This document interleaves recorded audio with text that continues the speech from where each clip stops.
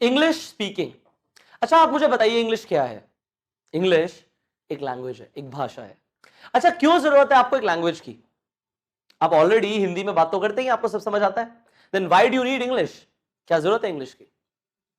English की जरूरत या किसी भी लैंग्वेज की हमें जरूरत तब होती है जब हम किसी को कुछ समझाना चाहते हैं, कुछ एक्सप्रेस करना चाहते हैं, अपने शब्दों में हम बयां करना चाहते हैं जो हम सोचते हैं, जो हम मानते हैं, जो हम बताना चाहते हैं। इसलिए हमें एक लैंग्वेज की जरूरत होती है। So language is a medium. English एक मीडियम है बात करने के लिए, अपनी बात पहुंचाने के लिए। पर एक बात बताइए, अगर सब हिंदी समझते हैं तब इंग्लिश की क्यों जरूरत है? When everybody understands Hindi, then why do you need English? क्या जरूरत है इंग्लिश की? आपके आसपास लोग हिंदी समझते हैं, फिर क्यों सीखना चाहते हो आप? अच्छा जो मैंने यहाँ पे सवाल पूछा, क्यों सीखना चाहते हो, ये सबसे इंपॉर्टेंट है। कोई भी लैंग्वेज सीखी जा सकती है, सवाल ये है क्यों। अच्छा आप रशियन सीखना चाहते हो, क्यों नहीं सीखना चाहते आप रशियन? क्योंकि जरूरत ही नहीं, कोई बोलता ही नहीं है। अच्छा इंग्लिश कुछ लोग बोलते हैं इसलिए जरूरत है, या फिर आप इंडिया से बाहर जाओ या अगर आप देखो आसपास तो English is a universal language. हर जगह इंग्लिश बोली जाती है, लोग समझ पाते हैं, तो जरूरत तो है इंग्लिश की। इसके अलावा आज इंडिया की अगर हम बात करें, जो इंसान अंग्रेजी में बात करता है, इंग्लिश बोलता है, उसे पढ़ा लिखा समझा जाता है, उसे एजुकेटेड समझा जाता है, उसे वेल मैनर्ड भी समझा जाता है। ये मिसकंसेप्शन है लोगों की। पर हाँ, अगर कोई इंसान अंग्रेजी में बात कर सकता है तो वो पढ़ा लिखा है, अगर नहीं कर सकता तो पढ़ा लिखा नहीं है। ऐसा है या नहीं है? अब आपकी एक जरूरत तो यह है कि सोसाइटी में सब अच्छा करें, सम्मान करें अगर आप इंग्लिश में बोलें, आप थोड़ा सा शो ऑफ कर पाए अगर आप इंग्लिश में बोलें। इसके अलावा क्या जरूरत है आपकी? आप पढ़ पाए, आप इंग्लिश में अगर कुछ हो पढ़ पाए, या फिर ओकेजनली अगर आपको कोई ऐसा इंसान, कोई ऐसा व्यक्ति मिल जाता है जो इंग्लिश में बोलता है और आपको कुछ समझ नहीं आता, या फिर आपको समझ आता है, आप रिप्लाई करना चाहते हो बट आप कर नहीं पाते, इसलिए आपको इंग्लिश सीखने की जरूरत है। यहां पे आपका वाई बहुत स्ट्रांग होना चाहिए कि आप सीखना क्यों चाहते हो। क्योंकि अगर वाई स्ट्रांग नहीं होगा आप कभी नहीं बोल पाओगे, आप कभी नहीं सीख पाओगे। अगर आपको इंग्लिश स्पीकिंग सीखना है, so your why has to be clear. Why do you want to learn to speak in English? क्यों सीखना चाहते हो आप? इस क्यों को आज लिख लो, एक डायरी में लिख लो कि मेरा क्यों क्या है, एंड मेक श्योर कि वो क्यों में इतनी इतनी जान हो, इतना वजन हो कि वो आपको इंस्पायर करे, आपको मोटिवेट करे कि आप हर दिन एक स्टेप लो इंग्लिश सीखने के लिए। पहली चीज। अब जब आप कुछ बोलना चाहते हो, when you want to speak something, you need to translate that in your mind before you speak. आपको अपने माइंड में ट्रांसलेट करना पड़ेगा before you speak. Like I am speaking right now, जैसे कि अभी मैं बोल रहा हूं, I am translating in my mind, मैं अपने दिमाग में ट्रांसलेट कर रहा हूं, हैंड टू हैंड, साथ साथ, whatever I want to speak, जो भी मैं बोलना चाहता हूं, और वो मैं बोल पा रहा हूं, that is what I am able to speak now. So आपको अपने दिमाग में ट्रांसलेट करना पड़ेगा, दिमाग में हर वर्ड ट्रांसलेट करना। अब क्या होता है, आप कुछ चीजें ट्रांसलेट नहीं कर पाते क्योंकि हो सकता है आपको ग्रामर नहीं आती, आपको वर्ड्स नहीं आते, आपको नहीं पता कि कैसे बोलना है। You don't know how to speak, you don't know grammar, you don't know how to translate. So आपको उसके लिए ग्रामर भी सीखनी पड़ेगी। आपका वाई आपको सब करवाएगा, क्यों सीखना है वही करवाएगा। सो आपको यहां पे अपने दिमाग में ट्रांसलेट करनी है चीजें। अगर नहीं हो रहा गूगल पे सर्च करो इसे क्या बोलते हैं, बट आपको करना, आपको दिमाग में ट्रांसलेट करना है। Whatever you want to speak in English, you need to first translate in your mind. जो भी आप बोलना चाहते हो अंग्रेजी में, पहले आपको अपने दिमाग में ट्रांसलेट करना पड़ेगा। ट्रांसलेट करेंगे, हैंड टू हैंड बोल पाएंगे। If you will be able to translate, you will be able to speak in English. So translate in your mind. That's the first step. पहला स्टेप है कि दिमाग में ट्रांसलेट करें।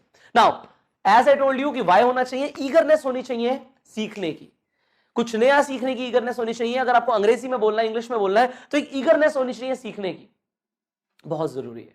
अगर ईगरनेस नहीं है, क्यूरोसिटी नहीं है कि मुझे सीखना है, उत्सुकता नहीं है सीखने की, तो नहीं सीख पाओगे।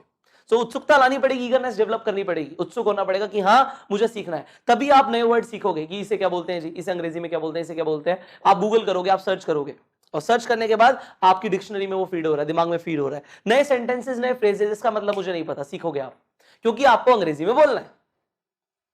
सो ईगरनेस डेवलप करो। अब तीसरा मैं सबसे बड़ा स्टेप देने वाला हूं आपको, सबसे बड़ा step, it will be magical when you want to speak in English. ये जादुई होने वाला है अगर आप अंग्रेजी में बोलना चाहते हो, एंड वो है, and that is 21 day challenge. 21 दिन का एक ऐसा चैलेंज जो आपको मैं देने वाला हूं, 21 डेज का एक चैलेंज मैं आपको देने वाला हूं। 3 चीजें 21 दिन तक लगातार करनी है। उसमें सबसे पहली चीज है, मुश्किल है, आपको अपनी फैमिली को बताना पड़ेगा कि सर ने 21 दिन का चैलेंज दिया है मुझे, ये मैं करने वाला हूं। वो 21 दिन सोच लो कौन से होंगे, आज से होंगे, कल से होंगे, कभी से होंगे, वो आपको देखना, बट 21 दिन निकाल लो, आज से निकालो तो बेस्ट है। पहली चीज, ईदर इंग्लिश और नथिंग, या तो अंग्रेजी में बात करेंगे आप या कुछ नहीं बोलेंगे आप। खाना मांगना है, talk in English. What do we say, what's to eat, खाने में क्या है, अगर आपको बोलना है तो आपको सोचना पड़ेगा कि क्या बोलना है। अगर नहीं आता तो नहीं बोलोगे आप, बॉडी लैंग्वेज से बताओ। इफ यू वांट वाटर, अगर आपको पानी चाहिए तो आपको अंग्रेजी में बोलना है, I want a glass of water, और you will not speak, Hindi में नहीं बोलना। और आप अपने घर में बोल दो लोगों को, अगर मैं हिंदी में बोलूं मुझे टोको कि मेरे को इंग्लिश में बोलना है। सो एवरीथिंग जो हो रहा है रोजमर्रा में, आप उसे अंग्रेजी में बोलने के लिए ट्राई करोगे, आप सोचोगे, आप सीखोगे कि क्या बोलते हैं, कैसे बोलते हैं, कहां से बोलते हैं, क्या करना पड़ेगा, क्या सीखना पड़ेगा, कौन से नए शब्द मुझे सीखने हैं। 21 दिन में बहुत कुछ सीख जाओगे आप, अगर आप इंग्लिश में ही बोलोगे तो। ईदर इंग्लिश और नथिंग, या तो इंग्लिश में बोलोगे, नहीं बोलोगे आप, नहीं बोलना, बॉडी लैंग्वेज से बताओ, ओन वर्ड पे आ जाओ, ईदर इंग्लिश और नथिंग। टूटी फूटी बोलो, कोई फर्क नहीं पड़ता। सी अगर आपको लगता है मजाक उड़ेगा, उड़ेगा, मैं बता रहा हूं आपको, बिना मजाक उड़वाए आप नहीं सीख सकते इंग्लिश। मैंने भी अपना बहुत मजाक उड़वाया। If I am able to speak English now, if I speak fluently, it's because एक टाइम पे मेरा बहुत मजाक उड़ाया। People made fun of me because I was not able to speak well, मैं ढंग से बोल ही नहीं पाता था। Now it is a time for you. एक बार तो बेइज्जती करानी पड़ेगी। ज्यादातर बड़े लोग इंग्लिश में बोलते ही नहीं है। वाई? क्यों नहीं बोलते वो इंग्लिश में? क्योंकि उन्हें डर लगता है, अरे लोग क्या बोलेंगे। लोग कुछ भी बोले, उन लोगों से एक बार तो आपको फेस करना पड़ेगा सब कुछ।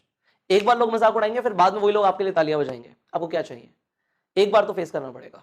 सो ईदर इंग्लिश और नथिंग फॉर 21 डेज, 21 दिन के लिए। नेक्स्ट 21 दिन तक आपको अलग अलग डॉक्यूमेंट्रीज और मूवीज देखनी है, अलग अलग। नेट पे देखो इंग्लिश के अंदर। अगर आपके टीवी के अंदर कुछ ऐसे इंग्लिश चैनल्स आते हैं जिसमें नीचे आपके सब टाइटल्स आते हैं, तो आपके लिए बेस्ट है। 21 दिन तक रोज एक नई मूवी या एक नई डॉक्यूमेंट्री देखनी है इंग्लिश में।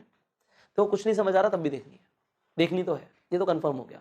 सो एक मूवी या एक डॉक्यूमेंट्री रोज देखनी है। इंटरनेट पे देखो, टीवी पे देखो, कहीं पर भी देखो, इंग्लिश में होनी चाहिए, एंड कैप्शंस हो तो बेस्ट है।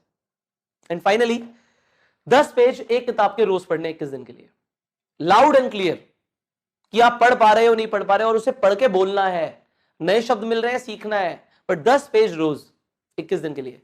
ये चैलेंज अगर आपने कर लिया तभी आप इंग्लिश में बोल पाओगे, otherwise there is no option. So if you want to speak in English, you have to accept this 21 days challenge.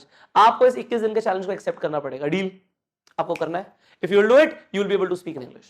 So fourth is, go to the places where you can